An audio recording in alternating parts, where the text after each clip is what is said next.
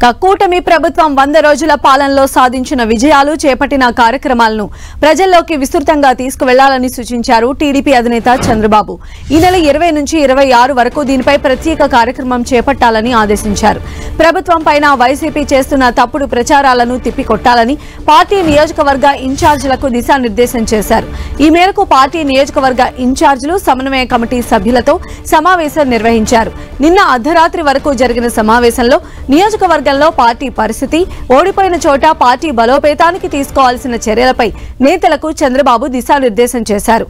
NDA గౌరవం కాపాడేలా నేతలతో సమన్వయం చేసుకోవాలని సూచించారు.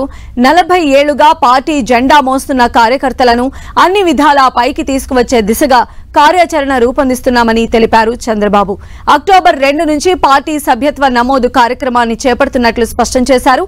₹1,00,000 చెల్లించిన వారికి పార్టీలో శాశ్వత సభ్యత్వం కల్పించాలని నిర్ణయించారు.